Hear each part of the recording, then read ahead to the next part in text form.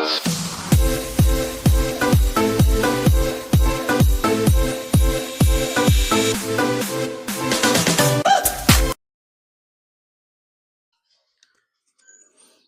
up mga Klistites? Me again, Patrick Patricio. Okay, so for today's video guys ay nakikita niyo sa inyong harapan yung ating hydraulic brake na Tektro. Okay, so nakakabit ngayon sa Trinks natin na dati siyang kay Trek Marlin 6. So yun yung original ni Marlin 6. So ilipat natin siya kay Trinks natin.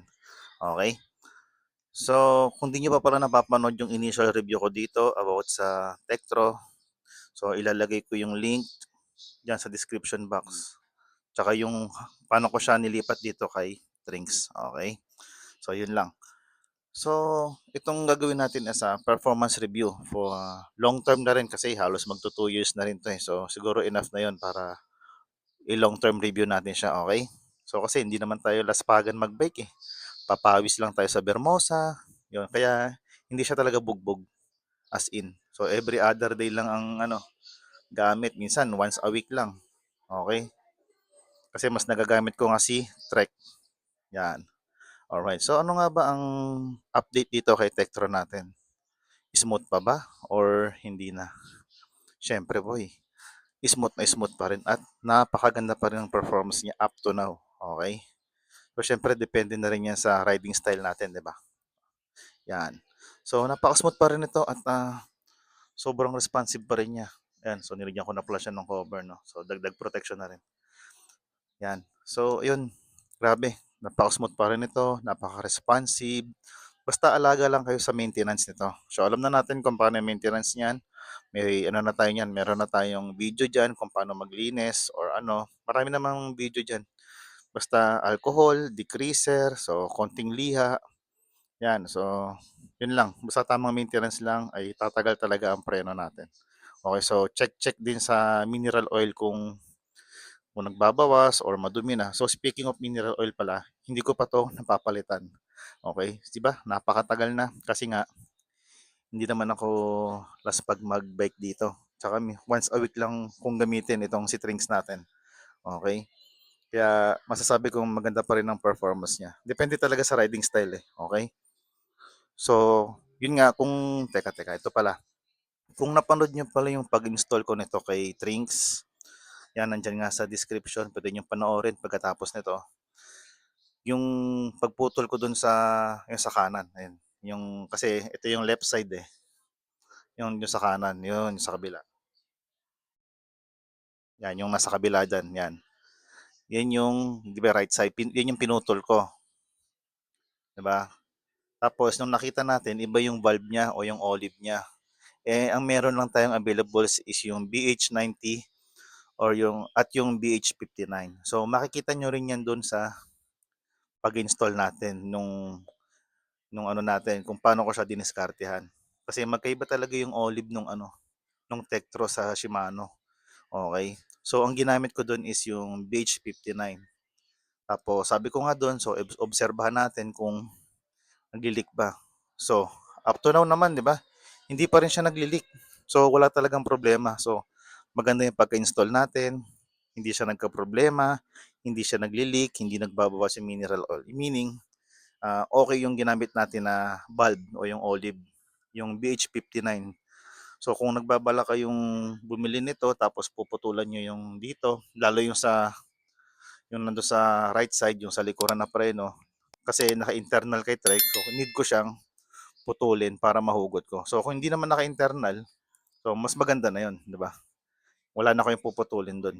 Ito kasi, itong strings natin is external to. Kaya ano, nasa labas lang yung mga hose niya. Okay? Kasi yung gawa nung sa Trek, nasa nasa loob, internal siya, kaya kailangan kong putulin yung sa likod para malusot ko yung mga cable niya o yung mga hydraulic hose niya. Okay? So yun nga. At panoorin nyo yung video na yon sa pag-install ko. Doon yung malalaman kung ano yung in-install ko doon, yung BH59. At makikita nyo ano, yung valve niya na para sa Tektro, yung pagputol ko nga. So nagtaka din ako doon. So yan. So nagawa naman ng paraan eh. So yun nga, makikita nyo sa video na yon. Okay, so pagkatapos nito, pwede niyong panoorin yung video na yon.